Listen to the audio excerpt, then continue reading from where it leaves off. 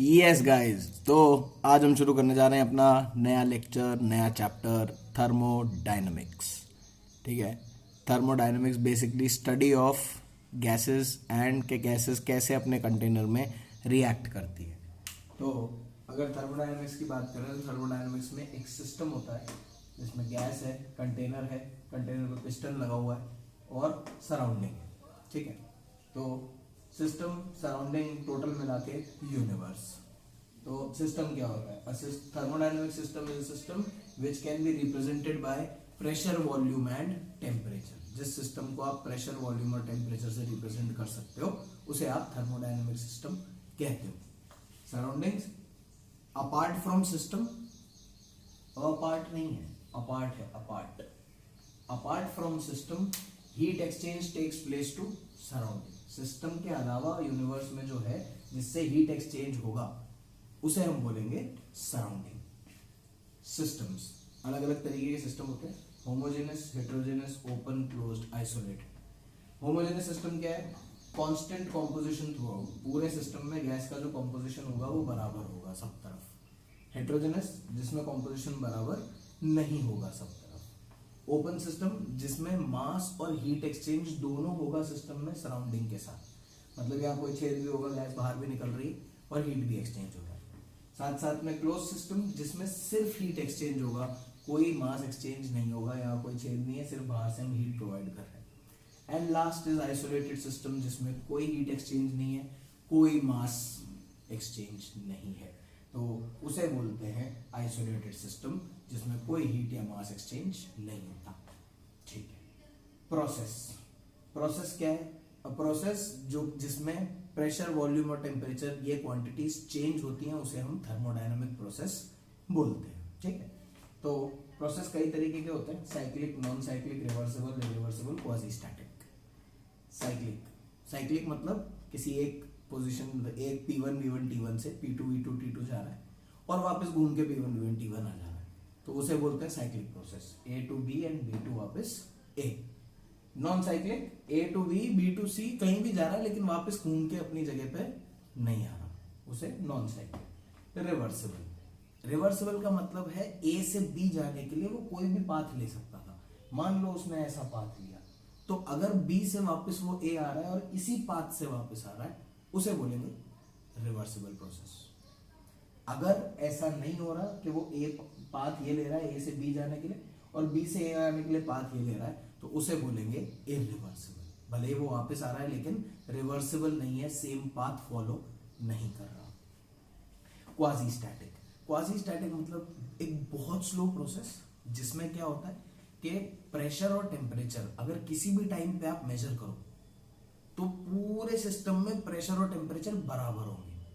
कहने का मतलब सोच के देख कि अगर एक कंटेनर है, गैस है, उसके अंदर तूने नीचे से हीट करना शुरू किया तो ऐसा होगा ना कि नीचे प्रेशर कम होगा, ऊपर ज्यादा होगा, नीचे की चीज गर्म हो जाएगी, ऊपर उड़ने लगेगी तो वो नीचे प्रेशर कम, ऊपर ज्यादा, ऐसा वेरी होगा।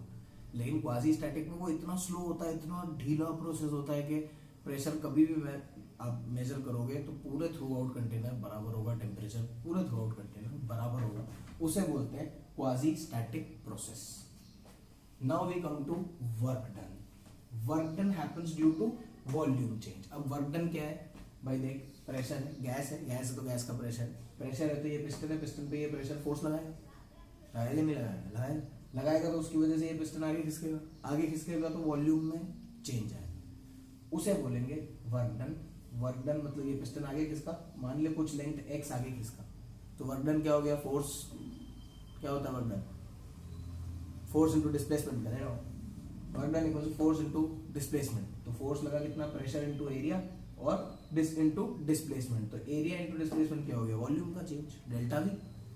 तो P into delta V, work done हो गया integral P dV, change in volume into pressure का इंटीग्रेशन। अब ऐसा नहीं है कि इसमें प्रेशर कांस्टेंट होगा, नहीं, इसीलिए इंटीग्रेशन के अंदर रखा है, प्रेशर भी वेरी कर सकता है। समझ में ये बात? प्रेशर भी वेरी कर सकता है। तो work done is equals to integral P dV। ठीक है। इंडिकेटर डायग्राम क्या होता है? पीवी डायग्राम होता है जो आपको बताता है कि सिस्टम चल कैसे रहा है। तो अगर आप यहाँ देखोगे पीवी डायग्राम में, ये यहाँ देख लो, ये B है, ये A है, डायरेक्शन दे रखा है A से B आ रहा है, तो अगर ए से बी आ रहा है सिस्टम तो वॉल्यूम पहले ज्यादा थी अब कम हो रही है कि नहीं, ध्यान से देख, वॉल्यूम ज्यादा थी कम हो रही, तो वो जो वर्क डन आएगा, वर्क डन क्या है, PV integral PDV, integral PDV का मतलब क्या है, इस पीवी ग्राफ के नीचे का area, that is integral PDV, तो उसको देखोगे तो वो नेगेटिव आएगा, तो work done equals to negative, क्या आया वर्क डन नेगेटिव, क्यों, वॉल्यूम कम हो रहा है। ऐसे ही अगर यहाँ देखोगे पीवी यहाँ ए से बी जा रहा है, वॉल्यूम बढ़ रहा है, भले ही प्रेशर कम हो रहा है पर वॉल्यूम बढ़ रहा है कि नहीं, तो वर्क डन क्या हो गया, positive, work done is positive. इसमें देखो पीवी ए से बी यहाँ से यहाँ जा रहा है, वॉल्यूम बढ़ रहा है, वर्क डन इसके नीचे का ज्यादा है और ये बी से ए की प्रोसेस के नीचे का कम है जो कि नेगेटिव वर्क डन है, तो ये ऊपर वाले का पॉजिटिव नीचे वाले का नेगेटिव, तो बीच का जो एरिया बचा that is your work done which is positive, ठीक है।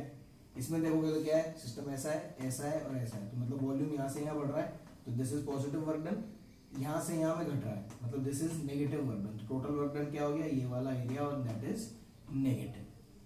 सर्कल में देख लो, अगर सर्कल ऐसे जा रहा है कम से ज्यादा, ए से बी कम से ज्यादा, तो मतलब ये पूरा एरिया नीचे तक का पॉजिटिव, नीचे वाले का B2 है वो नेगेटिव, तो टोटल एरिया क्या हो गया, इस सर्कल का area positive which is pi by 4 into P2 minus P1 into V2 minus V1, ये अपने ये P1 P2 ये V1 V2 एरिया आ गया।